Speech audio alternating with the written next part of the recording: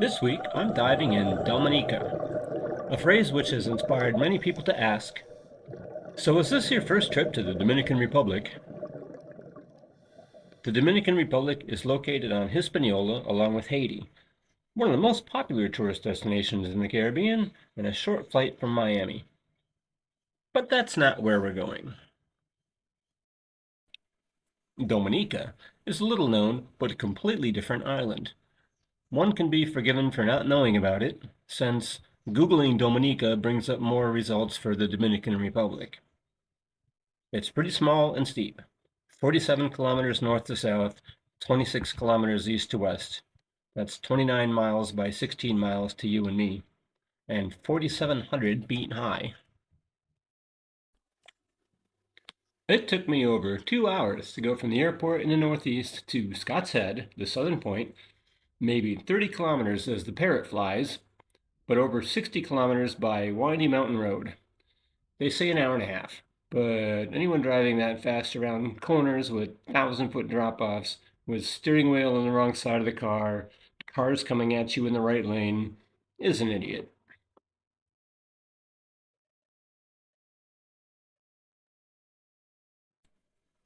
The driving is one thing, but the diving is another.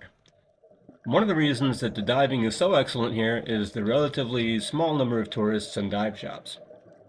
And the steep terrain above the water extends below, making a very dramatic underwater landscape that is unspoiled by flocks of tourists. Even better, I'm diving in the Soufriere Scott's Head Marine Reserve, a protected area comprised of a volcanic crater literally over 1,000 feet deep that is a 5-minute boat ride from the dock, over water that is as calm as Puget Sound, but, without the massive current. Sometimes the 5-minute ride turns into 10 or 15 if there are dolphins to chase. It's more fun watching the crew, who must see these things every few days. It's gotta be great to like your job this much. I like my job. But it doesn't involve dolphins, so there's room for improvement.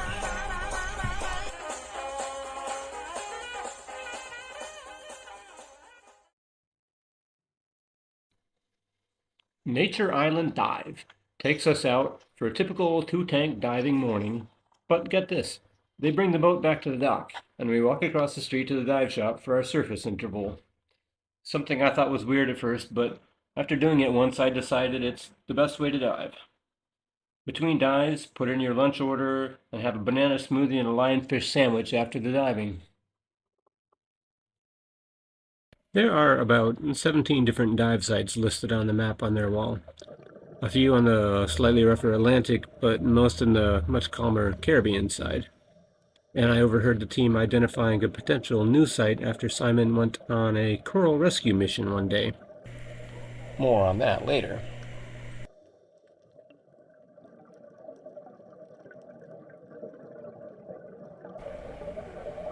As I may have mentioned, the big draw to diving Dominica is the dramatic structure of the reefs. Often listed as a top 10 world diving site and under consideration as a UNESCO World Heritage Site, it's just spectacular, and words are no match for the video, so I will STFU.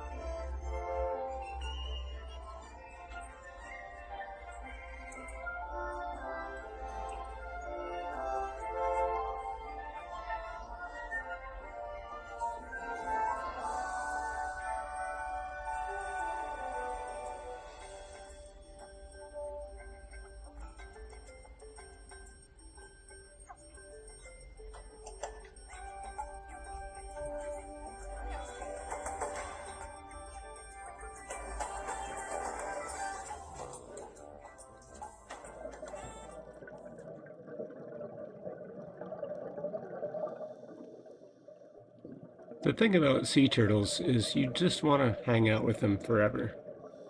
And I got to do that so many times. There were sea turtles that came up, and I took good pictures of a lot of them. And the night dive, I had a little tiny baby sea turtle that just came off the beach. He was so cute. He was up in my BC. And then all the girls from the dive jumped in the water to see all the little baby sea turtles that were out swimming about for the first time in their lives. It was just the coolest thing ever.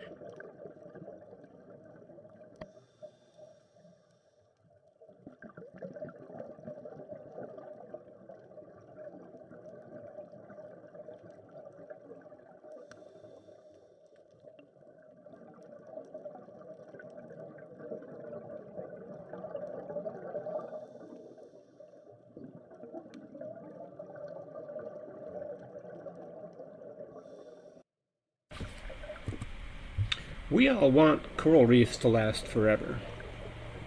One of the reasons I started doing so much dive travel lately is to see it before it's all dead, which is the way things are going. Luckily, there are a few people trying to do something about the problem, and the team at Nature Island Dive is among them. Here they are, doing their part to monitor and treat the coral disease. Simon was kind enough to sit down with me for a few minutes and tell me kind of what he's doing.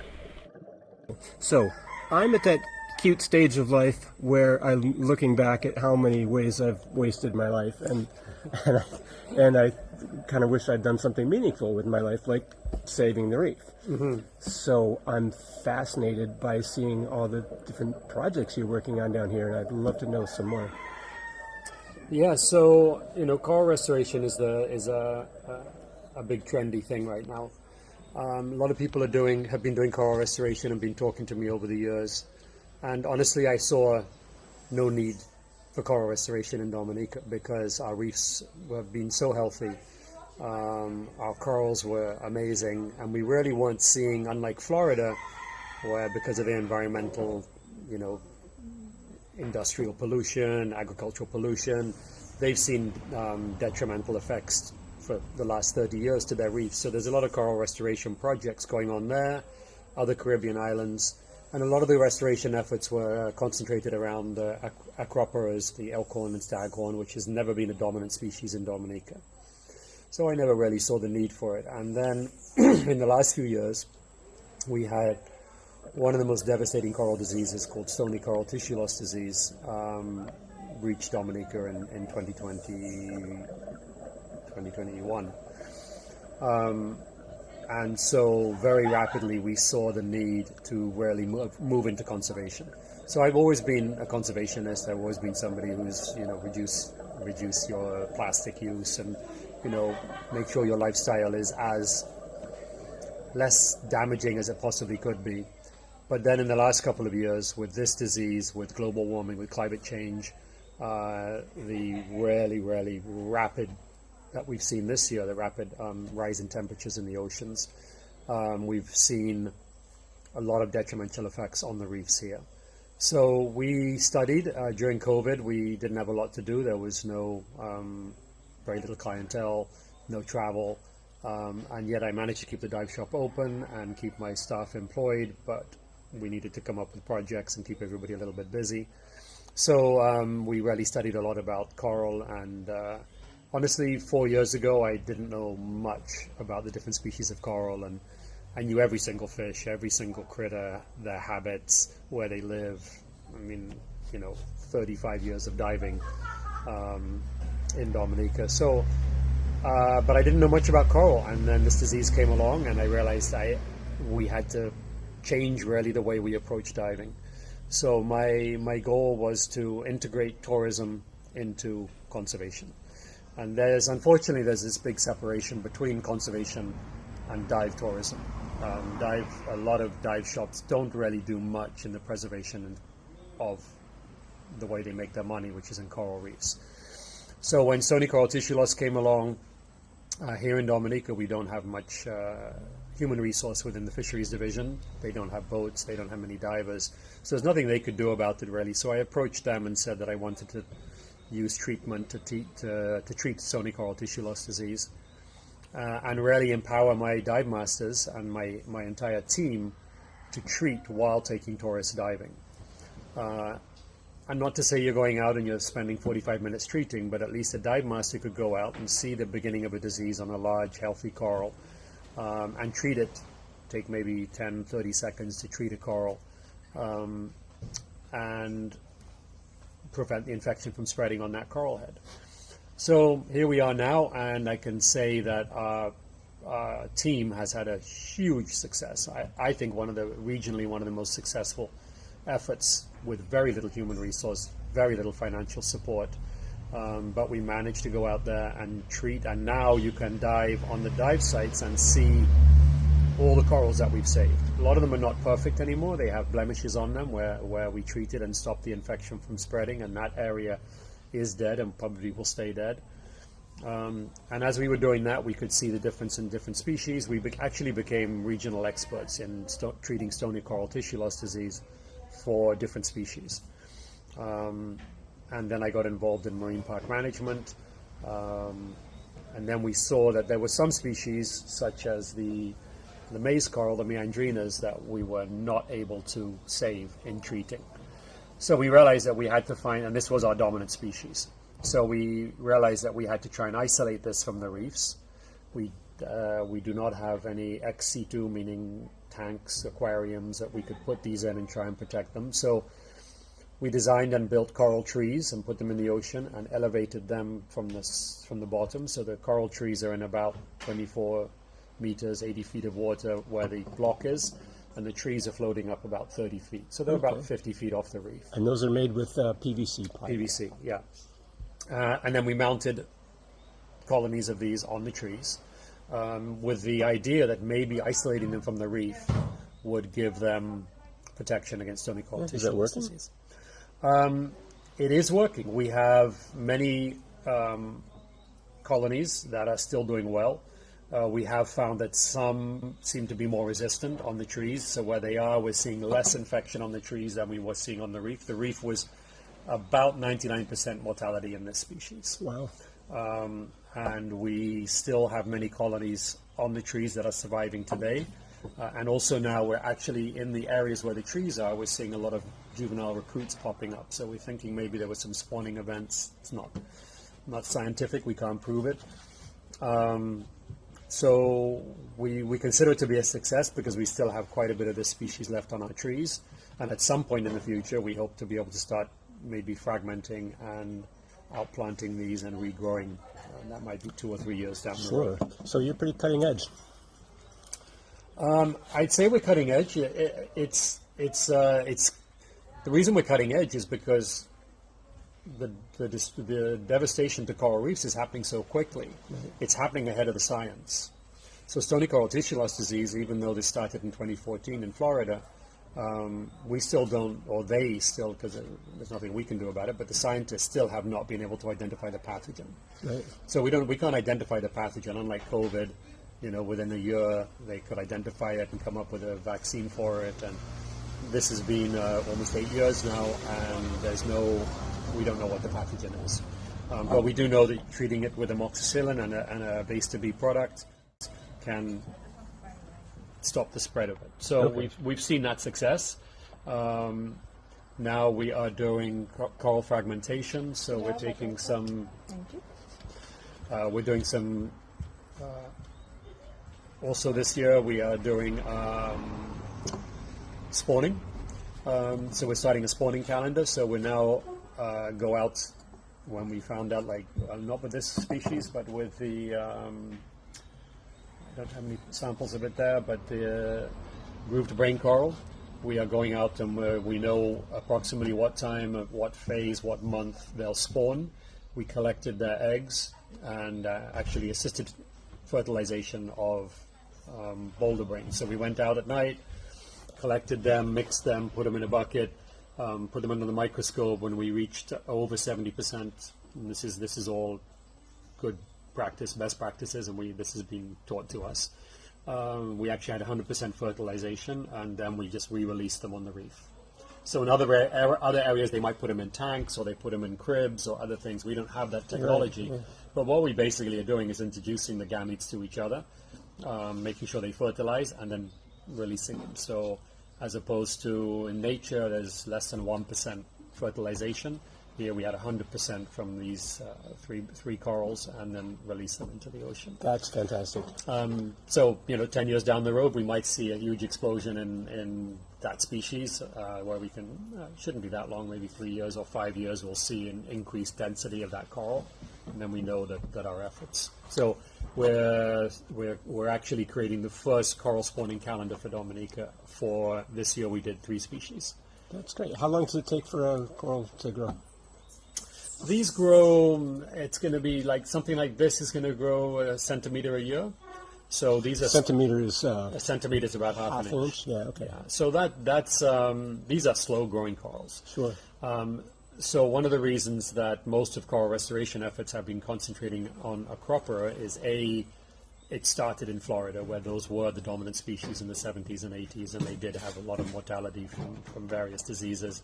So they were concentrating on acroporas. Turns out acroporas are really easy to grow, very fast, quite resilient, and it's quite easy to have a success record growing those corals. Unfortunately, stony corals are much harder, much slower, and this is what we have to concentrate on. So we kind of went straight into the difficult corals. And this is sort of one of the branches of PVC's, one of the designs that we came up with.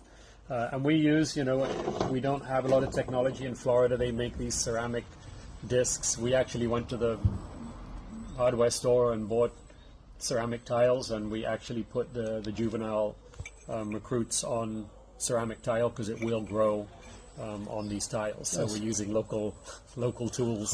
Do what you got to do. To do what we have to do. Yes, So I love it. those are the projects we have. Treatment of stony coral tissue loss disease, the coral spawning calendar, the trees, and now we're getting into a little bit into coral fragmentation, Nice. where you cut them up and then you can sort of rebuild corals very quickly. Lovely. Any thoughts? Okay, but I couldn't spend all my time underwater. There's such a thing as dive tables. There's also such a thing as beaches. I booked Scott's Head because I saw pictures of a fabulous beach. It would be just like me to mix up Scott's Head, Australia with Scott's Head, Dominica, but the beach at Scott's Head did get blown away by storms a couple years ago. And almost all the coastline is rocky, narrow shores that really can't be taken seriously as beaches.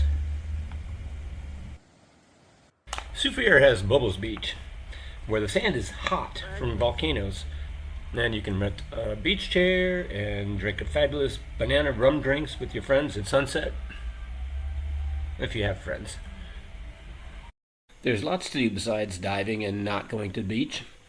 There are miles and miles of hiking trails. One is 114 miles long. I didn't do that one. One goes to a lake that's boiling. I didn't do that one. Lots of them with waterfalls. I didn't go on any of them either. I did drive through some really charming neighborhoods though, like this one, every morning from my Airbnb in Scott's Head to the dive shop in Soufriere, on the kind of Caribbean roads where you pull over when you meet someone coming towards you. And you try really hard to avoid the ditches because they're sheer drop-offs.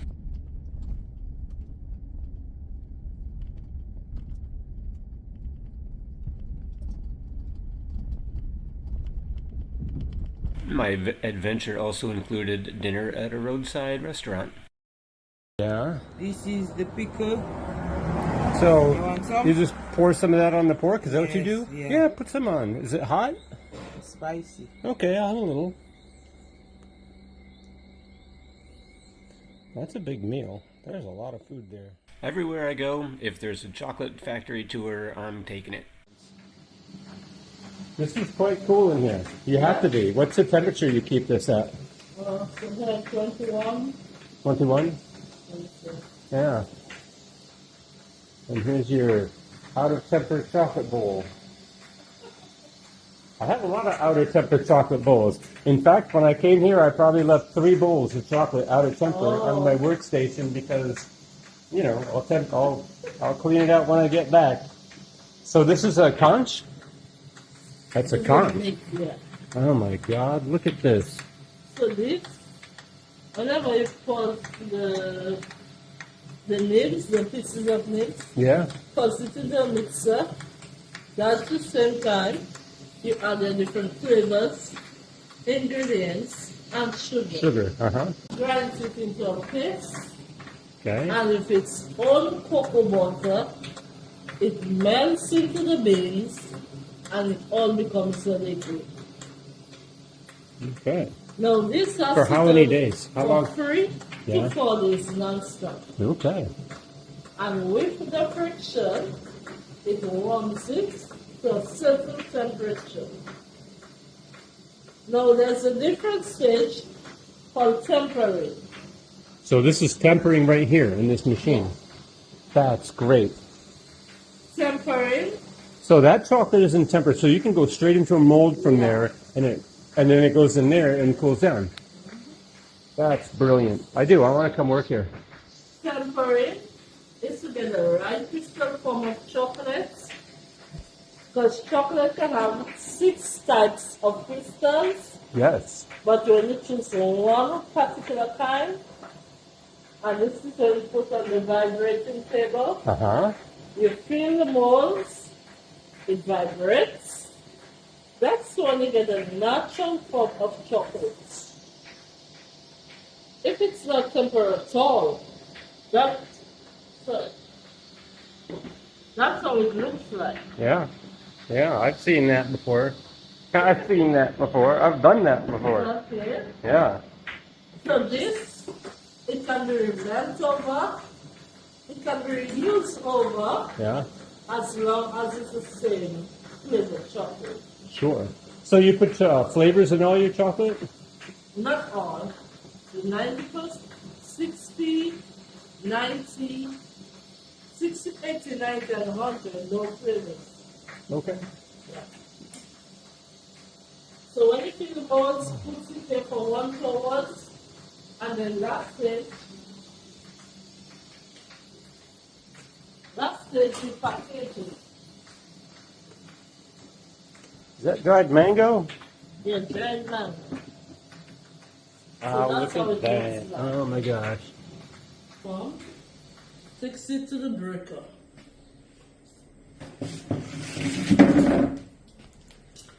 Pass it here. Breaks it into small pieces of cocoa and skin. And the mixture that we get from here takes it to the winnower.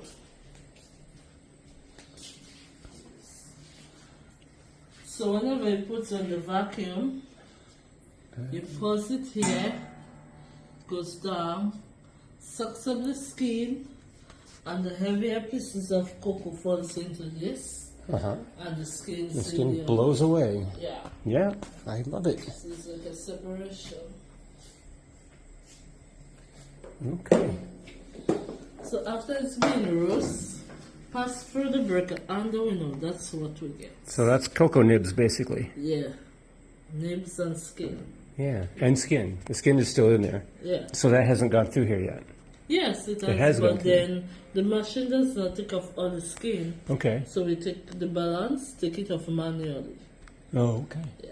And then you make bars with this, and you sell them at the airport.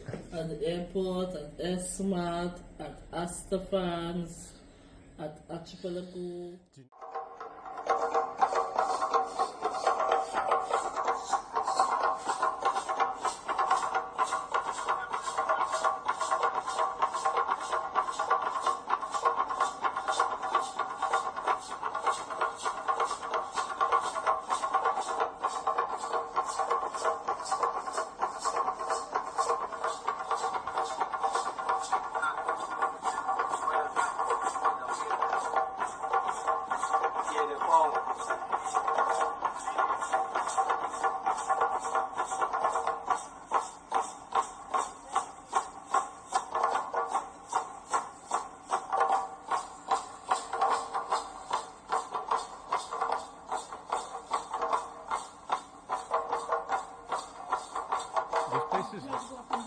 beautiful. Look how many plants you have.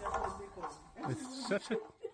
The So you Kalinago planted all family these I things? stayed with were super friendly, like everyone on Dominica.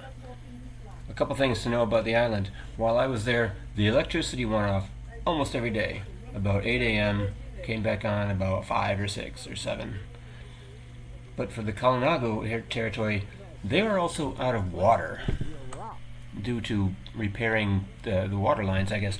And so that meant I had to not only avoid this massive hole in the road, but I wanted to have a shower.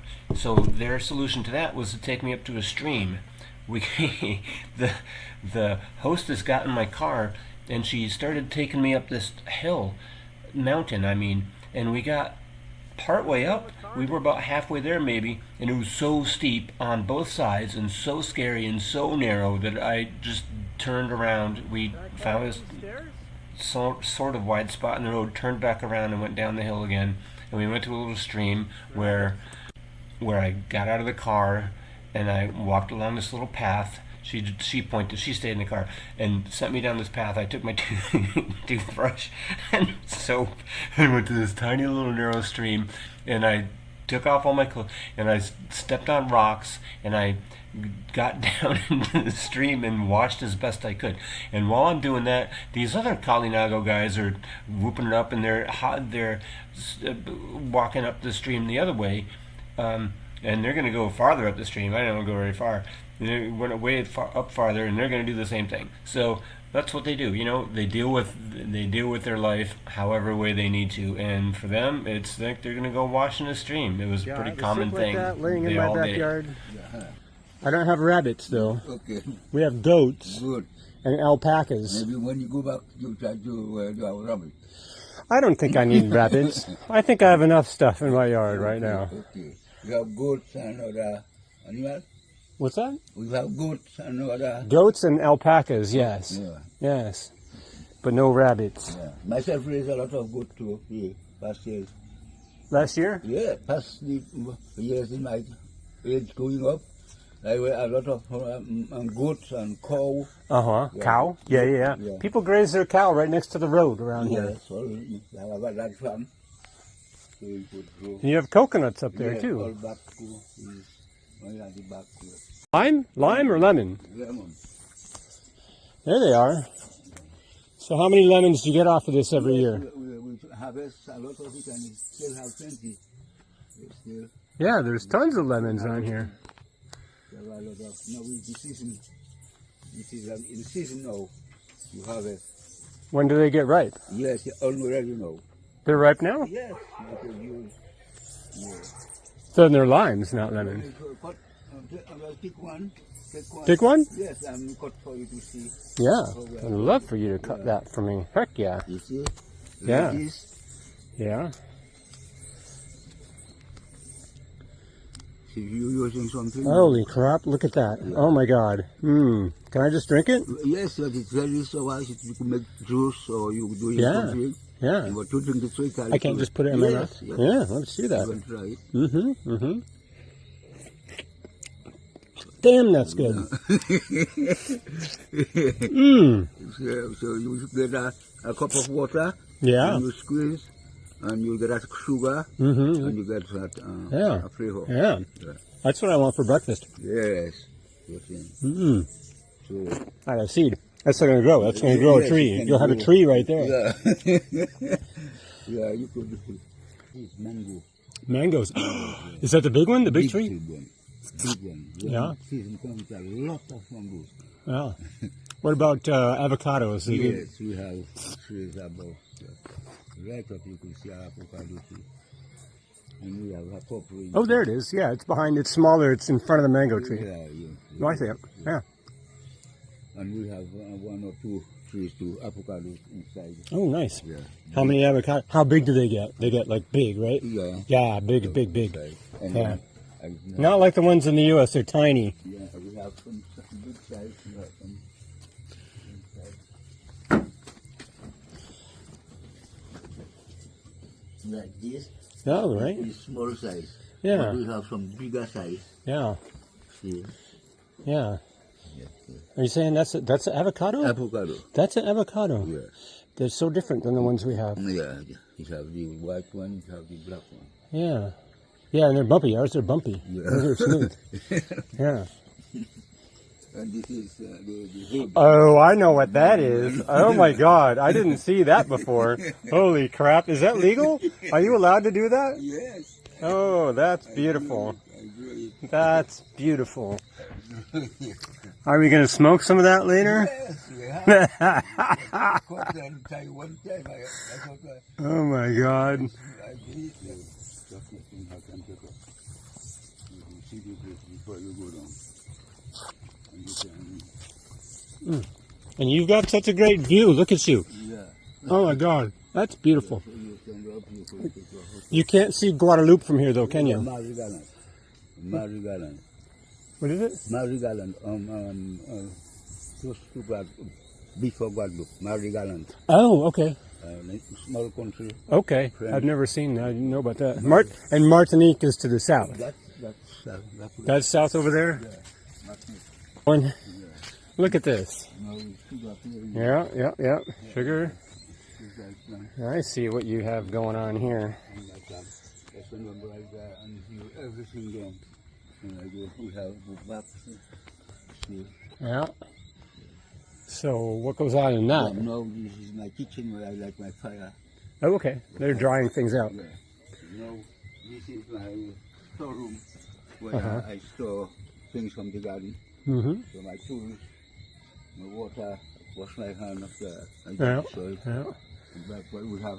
And this is what? This is pawpaw. Pawpaw. Pawpaw. Yeah. And here we have some honeybee. Really? You've got bees? Yeah, but Oh my God, you've got... be careful because according they can Okay. but let's go Okay. through that. Yeah. No, we like the cool down. Okay. The afternoon time. You can- Oh, look at them all. Oh my gosh.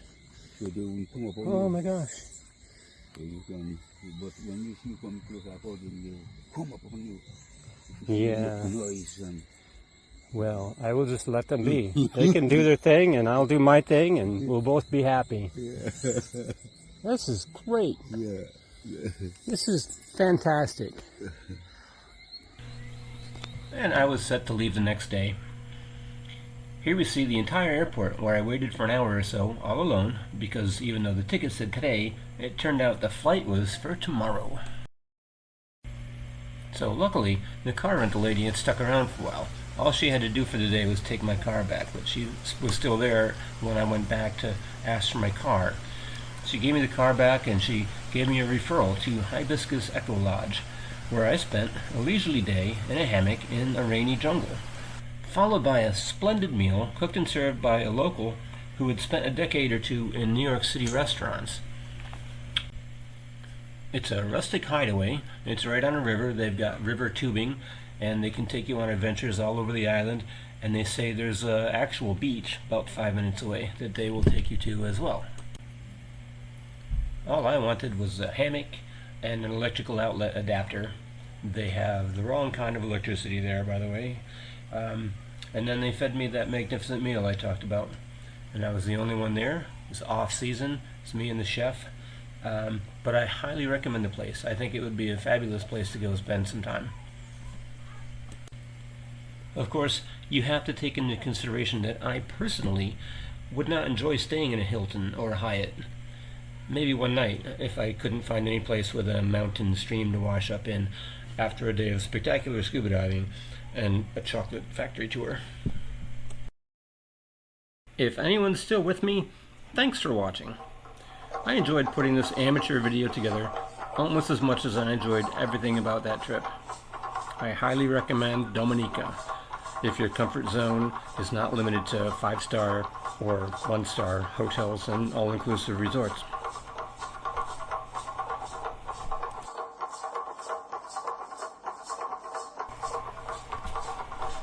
The video footage came from my Android phone and a $100 Akaso V50 underwater camera, edited with CapCut. Watch for dive travel videos on my YouTube for Culebra, Grand Cayman, Roatan, Cozumel, and a Belize aggressor. And then who knows what happens in the future.